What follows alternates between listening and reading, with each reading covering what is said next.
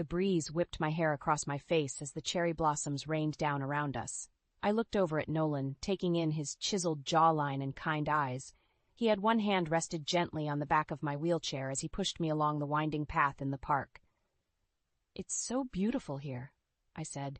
"Thank you for bringing me." "Of course, darling," Nolan replied, leaning down to plant a soft kiss on my forehead. "I'd do anything for you, you know that." I smiled up at him, my heart swelling. After the accident that left me paralyzed, Nolan had been my rock. He took care of my every need, catering to my wheelchair, helping me bathe, making sure I took my medications. I didn't know what I would do without him. We continued through the park, the pavement smooth beneath my wheelchair. Up ahead, the path sloped downwards towards a small bridge crossing a stream. "Oh, look, the bridge," I said. "Let's stop for a moment once we cross." "Of course," Nolan said, his voice suddenly tense. As we started down the slope, he pivoted my chair sideways. Before I could ask what he was doing, he leaned down, his lips nearly touching my ear.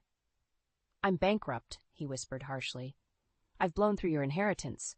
I need that life insurance money if we're going to live comfortably." My heart dropped into my stomach as words registered. "What are you saying?" I gasped. "I'm so sorry about this, darling." With that, he shoved my wheelchair forward with immense force. I screamed as I hurtled down the steep slope, bracing myself as the wheelchair hit the bottom and flipped over, tossing me onto the hard ground. Sharp pain radiated through my body and my vision blurred. "Nolan!" I tried to shout, but it came out as a whimper. I heard his footsteps crunching on the gravel as he approached. When he leaned over me, his face was a mask of anguish. "Oh my God, Alara!" he cried. "I'm so sorry. I lost control of your wheelchair. Here, let me get you back in." As he righted the wheelchair, disbelief flooded through me. He was pretending that this was an accident. He scooped me up and gently placed me back in the seat, his brows knitted together in feigned worry.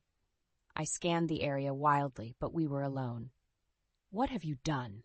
I choked out, barely able to get the words out past the pain in my ribs. "Shh," he soothed. "Try not to move. You might have broken something. I'm going to call an ambulance." As he pretended to dial his phone, I saw a flash of panic cross his face. His plan had gone horribly wrong. He knelt down next to me again, taking my hand in his. "Just hang on, baby. Help is coming. I promise I'll take care of you." The false affection in his voice made me want to vomit. Hot tears spilled down my cheeks as I realized the man I loved had tried to kill me. The steady beep of the heart monitor greeted me as I blinked open my eyes. I was in a hospital room, my body aching. Nolan sat in a chair next to the bed, his leg heavily bandaged. He looked up as I stirred, relief washing over his face. "Oh, thank God you're awake," he gushed, grasping my hand. "I was so worried." My pulse quickened as memories came flooding back. The wheelchair careening down the hill, Nolan's cold confession, his botched attempt to kill me. I yanked my hand away. "Don't touch me," I hissed. Nolan drew back, feigning confusion. "Alara, what's wrong?" "You pushed me down that hill. You wanted me dead for the insurance money," I accused. Nolan's mouth fell open. "What?" "No, it was an accident. I would never hurt you, Alara. I tried to stop the wheelchair, but it went out of control. I jumped down the slope after you, but my leg got caught between the wheelchair spokes as I tried to stop your fall. I'm so sorry I couldn't prevent you from getting hurt." I studied his face, searching for any hint of deception, but found only earnest concern. "The doctors said you have a concussion," Nolan continued. "You must have imagined what happened due to the head trauma." Doubt crept into my mind. Could I have imagined it? My memories from that day were hazy. And now Nolan was injured too. I glanced at his bandaged leg, guilt replacing the suspicion. I'm sorry," I stammered. "I must be confused." Nolan squeezed my hand reassuringly. "It's okay. I'm just glad you're all right." Over the next few days, as my injuries healed, Nolan doted on me relentlessly. He fluffed my pillows, fed me soup, and held my hand when the pain meds wore off. His unwavering devotion made me feel foolish for ever questioning his intentions. But as the weeks passed, small things seemed off. Nolan became obsessed with money, poring over our accounts and insurance policies. He insisted on extravagant home modifications to accommodate my wheelchair, urging me to pay for them with my inheritance. One night, as I wheeled into the bedroom, Nolan slammed his laptop shut quickly. "What are you looking at?" I asked. "Oh, nothing important," he said, avoiding eye contact. While he was in the shower, I opened the laptop and accessed the browser history. My heart sank as I saw searches for how to increase your spouse's life insurance and big payouts for accidental deaths. Nolan hadn't been searching for accident victims to help. He was researching how to profit from my hypothetical accidental death. Bile rose in my throat as I finally accepted the truth. The devoted caregiver routine was an act to keep me under his control. The man I loved was trying to murder me. Over the next few weeks, I settled into a new normal. The doctors said my paralysis was permanent, so Nolan dutifully catered to my needs. But his mask slipped more each day. He obsessed over my inheritance, insisting I use it to convert our home into a wheelchair paradise. Meanwhile, he splurged on golf clubs, TVs, and gadgets. One night at dinner, he brought it up again. "Alara, I really think we should overhaul the entryway and widen the door frames downstairs. We need to make this house accessible for you." I pushed my food around my plate, anxiety churning in my gut. "Those renovations will deplete the remainder of my inheritance. Can't we just make do?" Nolan frowned, a flash of anger in his eyes. "But don't you want to be comfortable and self-sufficient? This inheritance is meant to be used on you." I couldn't tell him the truth, that I was preserving those funds to escape someday. "Let's just discuss it later," I said weakly, hoping to placate him. After dinner, I went upstairs and discovered Nolan had installed a new safe in our closet. He never mentioned it, and it was already locked. What was he hiding? A few nights later, Nolan left his email open on my laptop. My eyes fixed on one message from an insurance company with the subject line, "Policy Upgrade Request." Hands trembling, I opened it. Nolan had asked to increase my life insurance and add an accidental death payout. When I confronted him, he insisted it was just to provide for me in case of tragedy. But I knew it was premeditation. The final straw came a week later when I overheard Nolan on the phone scheduling a lavish housekeeping service. We didn't need it, but he seemed hell-bent on draining my inheritance with frivolous spending. After he hung up, I wheeled into the kitchen and tossed my checkbook onto the counter. "I'll be handling my own finances going forward," I informed him coldly. Nolan's facade fully slipped, his face contorting in anger. "How dare you? That money is as much mine as it is yours." "It's my inheritance," I shot back, "and I'm done letting you blow it."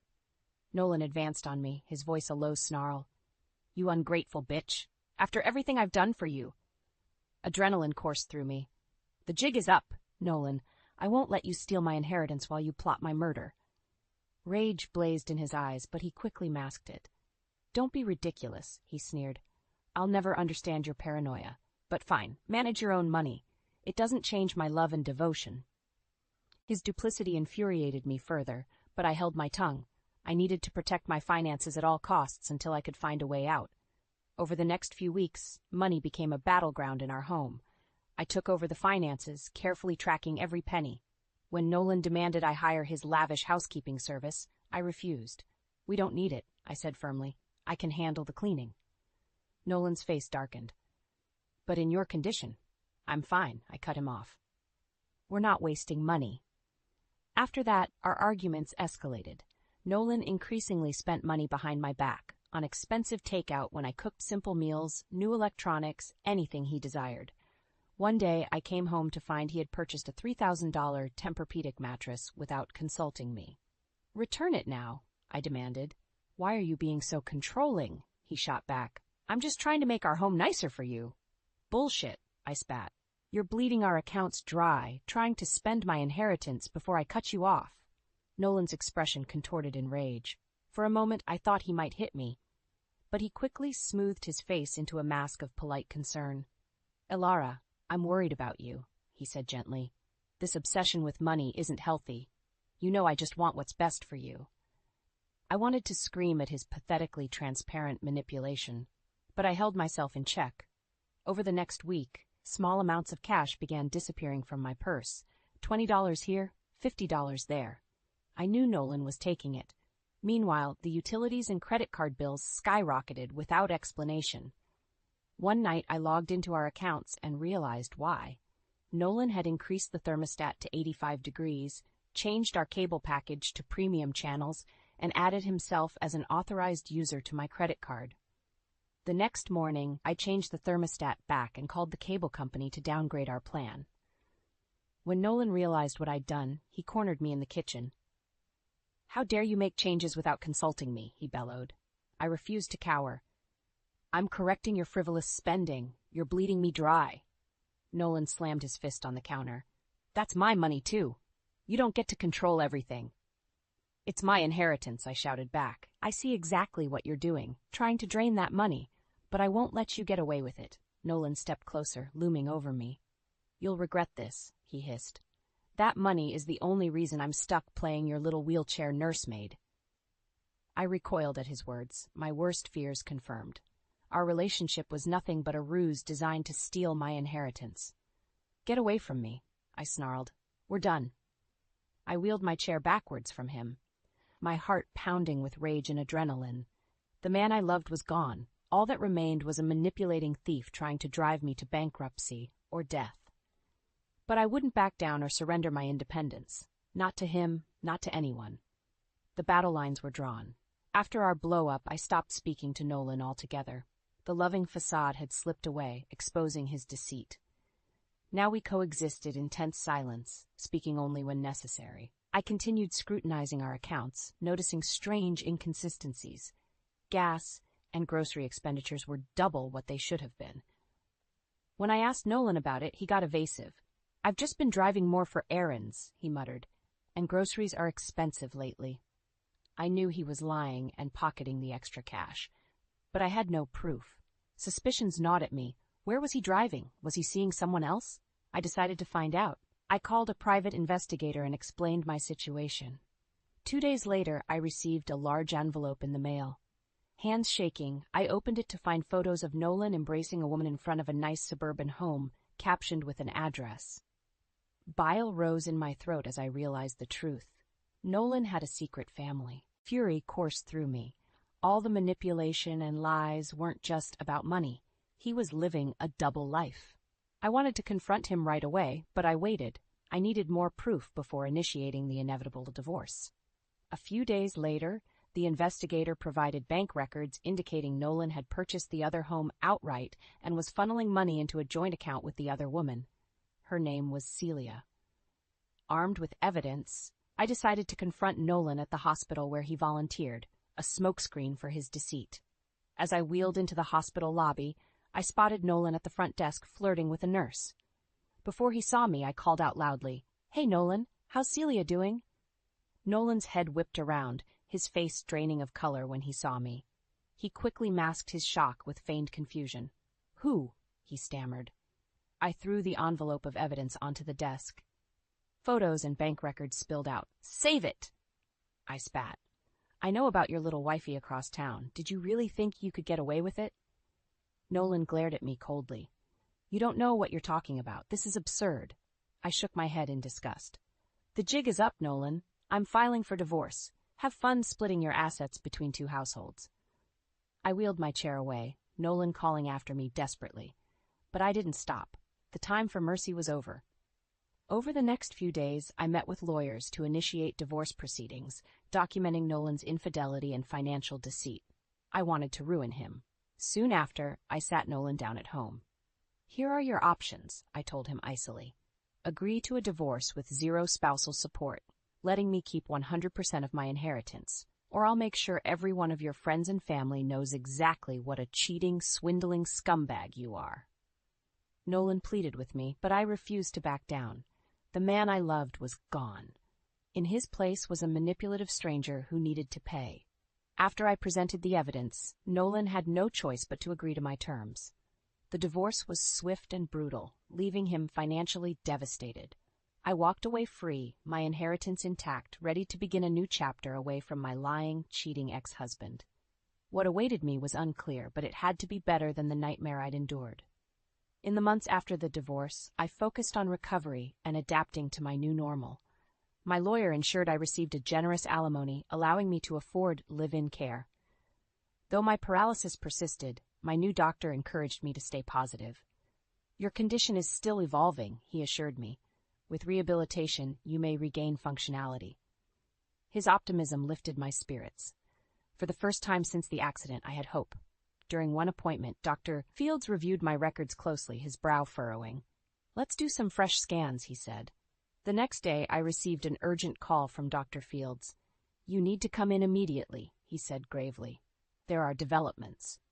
My pulse quickened anxiously as I wheeled into his office. His expression was grim. "What is it?" I asked shakily. "The scans show your spinal cord damage is treatable," he said. "Your previous physician failed to detect this. With surgery, you could walk again." I reeled in shock. "What? But my ex-husband said my paralysis was permanent. Are you saying it's reversible?" Dr. Fields nodded. "Given proper treatment, your prognosis is very good. I believe your previous doctor misinterpreted the scans. Your ex likely concealed this from you." The revelation hit me like a freight train. Nolan had lied to keep me in a wheelchair, dependent on him. Fury boiled up inside me. "That bastard!" I exploded. "He made me believe I'd never walk again. He wanted me helpless so he could control me and access my money." "I'm very sorry," Dr. Fields said sympathetically. "Unfortunately, traumatic spinal cord injuries are often misdiagnosed, but the good news is we can correct this. I'd like to schedule surgery right away." Overwhelmed with emotion, I broke down in tears.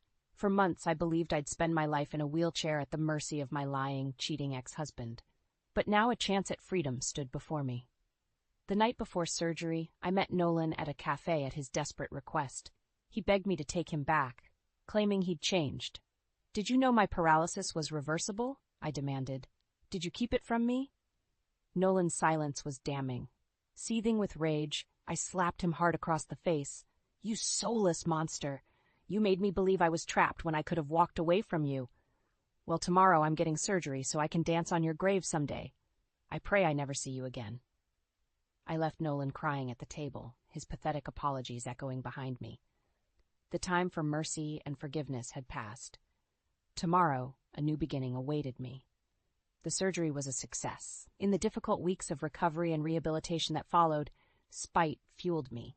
I imagined trampling over Nolan's broken body as I reclaimed my strength, vowing he'd never rob me of independence again.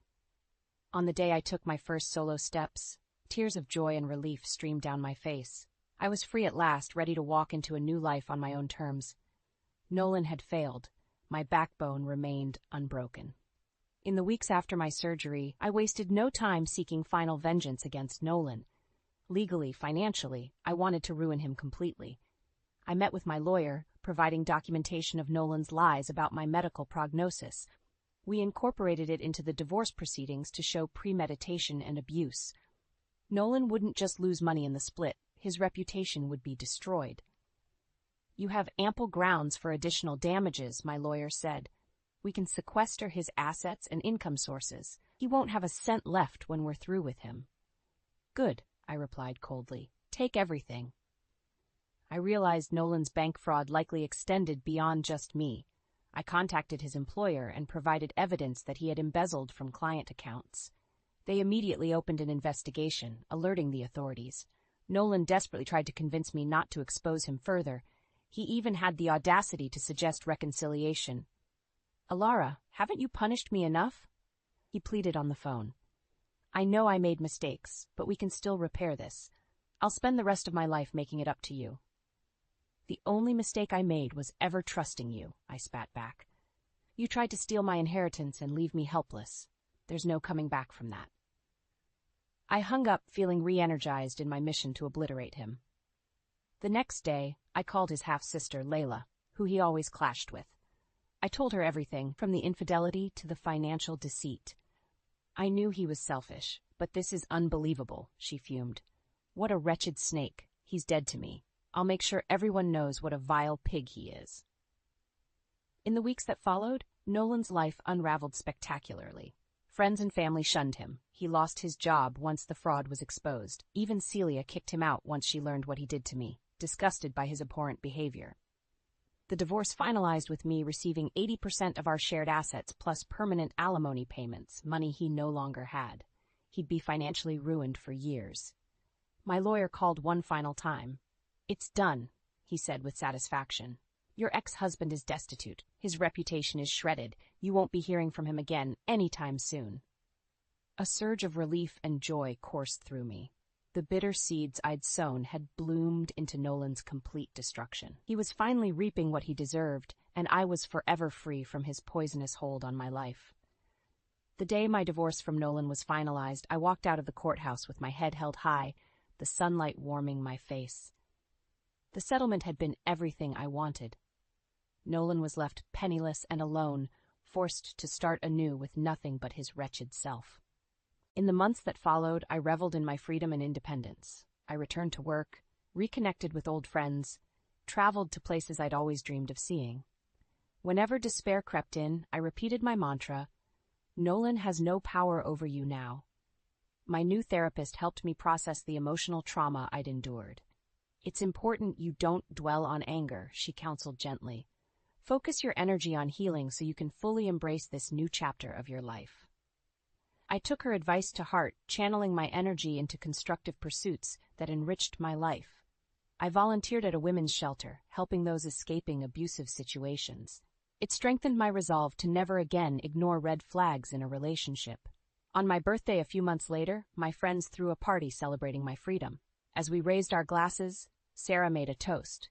"Here's to Alara, for her resilience, courage, and for shattering the chains of her miserable marriage. No one deserves this fresh start more than her." Their cheers filled me with newfound hope. The old Alara, helpless, naive, trapped, was gone. A wiser, stronger woman had taken her place. Slowly, I began dating again. After some duds, I met Adam, a kind divorcee and single father. While affection bloomed between us, I took it slow, keeping healthy boundaries. "I'm so glad you're being cautious," Sarah told me. "After everything you've endured, you deserve someone who treats you like the queen you are." While Adam was nothing like Nolan, trusting again didn't come easily. But in time, as his sincerity was proven, my walls came down, brick by brick. One night, as we strolled in the park, I paused under a canopy of twinkling lights strung between the trees. Here, surrounded by the beauty of new beginnings, my heart opened once more. When Adam proposed several months later, I accepted joyfully. While shadows of the past still lurked, the flame burning inside me was stronger. I was prepared for whatever lay ahead, holding fast to hope. On my second wedding day, I marveled at the new chapters life offers, even after devastation. With grace, courage, and perseverance, dormant seeds of joy still blossom in time. As I walked down the aisle on Adam's arm, tears pricked my eyes. My broken spirit had proven resilient. Love and vitality now stretched brightly before me. While Nolan's betrayal nearly extinguished my light, my inner inferno ultimately raged too strong to suffocate. I am more than a victim or survivor. I am the master of my fate, and my greatest triumphs still await.